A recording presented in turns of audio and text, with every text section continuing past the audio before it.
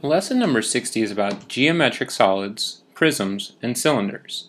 And a geometric solid is just a geometric figure with 3 dimensions. And there's lots of geometric solids that we could have. We've got a few here.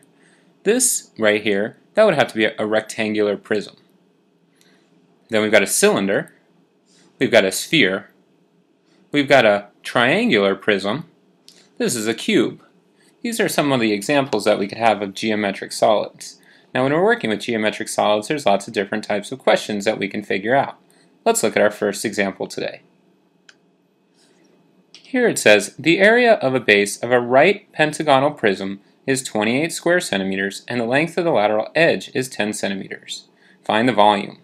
Now, if we want to find the volume of this shape, what we need to know is that volume, V, is equal to the area of the base times the height. And that will work for any right prism. This one's a right pentagonal prism because its base is a pentagon. Remember, a pentagon just means it has 5 sides. So in this problem, it tells us the area of the base already is 28 square centimeters. So the volume is going to be equal to 28 square centimeters. It was nice that they already figured that out for us. And we're going to multiply that times the height. Well, it says the length of the lateral edge is 10 centimeters. So the lateral edge just means the outside edge. And the lateral edge is 10 centimeters. So that must be our height. So we're going to multiply 28 square centimeters times 10 centimeters to get our volume.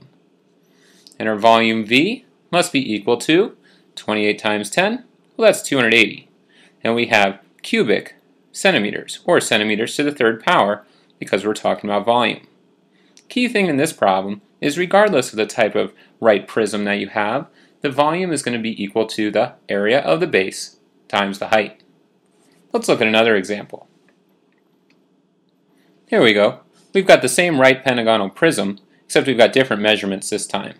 And the question now asks us to find the lateral surface area of this right prism whose bases are regular pentagons. Dimensions are in meters. So since I wrote meters earlier, I'll be consistent throughout the problem. So we don't have to convert. We'll say these are 5 meters all the way through. So we need to find the lateral surface area. The lateral surface area means everything except the bases. So the bases would be the top and the bottom, our pentagons. The lateral area is everything that we have on all of the outsides.